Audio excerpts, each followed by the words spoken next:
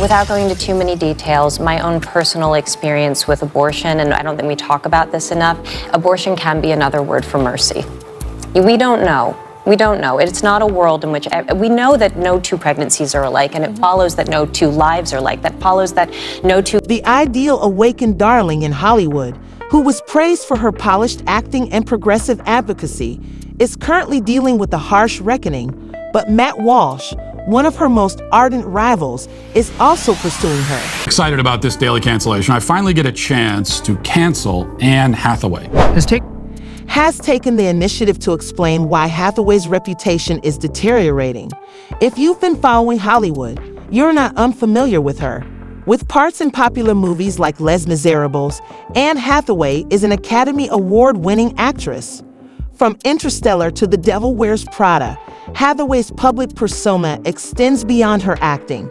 She has established herself as a staunch supporter of progressive causes and a prominent voice for women's rights.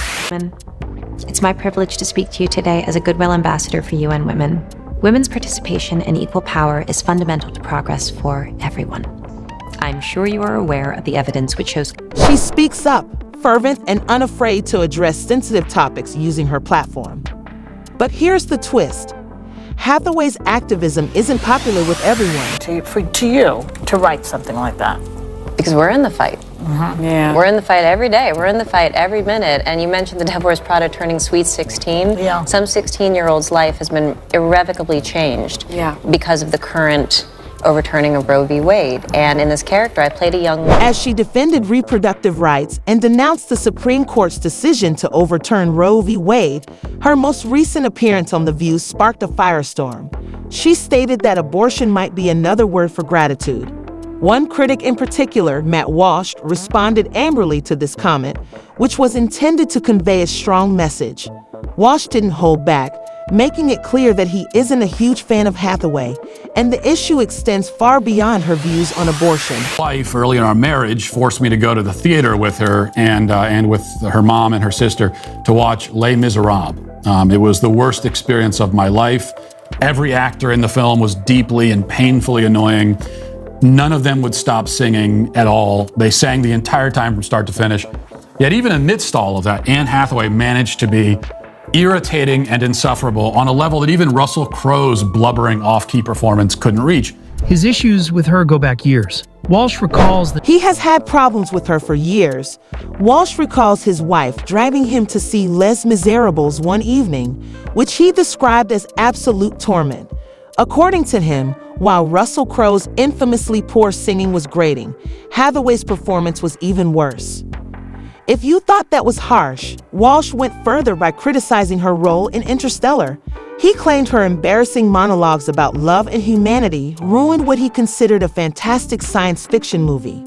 Then, when Hathaway appeared on The View, Walsh's disdain for her reached the boiling point. Exactly what she did in Interstellar, just babbling incoherently. Of course, if you listen to any leftist when they talk about abortion, or really any other subject at all that any of them do is babble incoherently.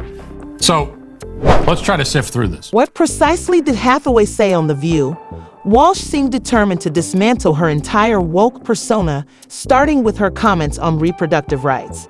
This time, it wasn't about a poor performance, but a stance that struck a deeper chord.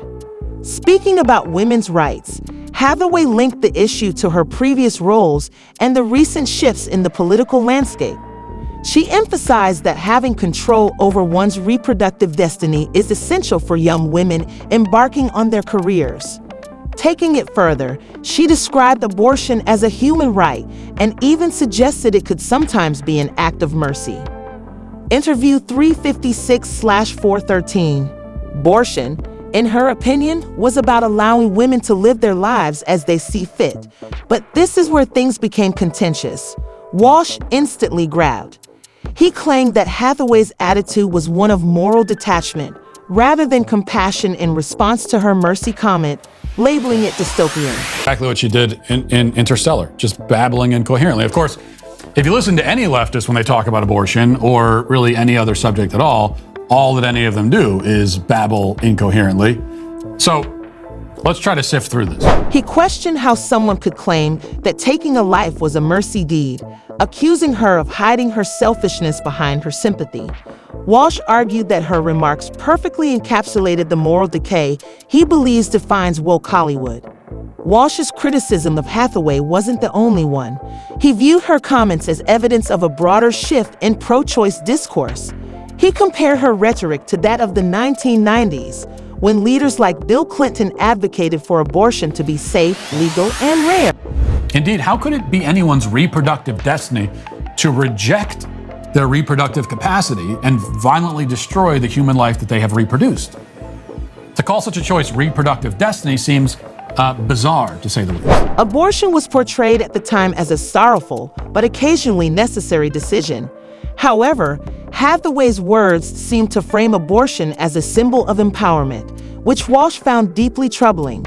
In his view, Hollywood has taken a sensitive issue and turned it into a declaration of individual liberty, masking it with a veneer of compassion. For Walsh, Hathaway's remarks are part of a larger, troubling trend where wokeness justifies any behavior as long as it is couched in the right language. Simply put, Hathaway's talk of reproductive destiny is, in Walsh's eyes, woke rhetoric designed to deflect from the ethical implications. Remember the Hathaway era of the early 2010s. Back then, Hathaway faced immense scrutiny from a public that found her to be a bit too perfect. Her history of public backlash is nothing new. Her woke reputation wasn't built overnight. She earned her standing as Hollywood's hard worker with brilliant speeches, a carefully cultivated image, and polished performances. Her Oscar acceptance speech for Les Miserables is a prime example of the persona that helped shape her current image. There are so many people whose generosity and support is the reason that I'm standing here right now. I must thank Hugh Jackman. Hugh, you're the best. The cast, the crew, especially Simon Hayes and the Sound Wizards. Congratulations on tonight, you guys. When Hathaway won, she stood on stage and delivered a heartfelt speech, but something fell off to the audience. Her reaction appeared rehearsed, as if every tear was carefully staged for the cameras. The backlash was so intense that Hathaway later admitted she felt miserable during the speech. However, instead of garnering sympathy, her admission only fueled more criticism, solidifying the perception of her as inauthentic. According to Hathaway, having control over one's reproductive destiny was essential for a young woman starting her career. Walsh, however, had a different take. In his view, the concept of destiny implies a higher purpose, not a simplistic justification for terminating a pregnancy. To Walsh, Hathaway's remarks were not only puzzling, but also indicative of how far Hollywood had strayed from moral clarity. He argued that Hathaway relied on rhetoric filled with hollow words, detached from genuine values, and focused solely on appearances. This, according to Walsh, epitomizes what's wrong with woke Hollywood. If you thought Hathaway's reputation couldn't face more challenges, let's revisit one of her most controversial interviews during the press tour for The Dark Knight Rises. While promoting her role as Catwoman, a reporter asked Hathaway about her weight loss for fitting into the Catwoman costume. How do you fit into that suit? It takes three of us. A lot of lead time. Sit-ups, tricep curls, and, But you're in phenomenal bench, shape right now. Bench kicks, I don't know. How much weight have you lost to get into this shape right now? You did not just ask me that No, I'm question. just saying, you're like... What a forward young man you are. Hathaway clearly Hollywood's hypersensitivity was further demonstrated by Hathaway's response, which Walsh saw as emblematic of the fragile egos controlling the woke elite. Clearly irritated, Hathaway replied, "You did not just ask me that," though she laughed it off. The incident later went viral, cementing her reputation, at least in Walsh's view, as someone unable to handle criticism. For Walsh, this was indicative of a culture that demands adulation and respect while avoiding meaningful conversations.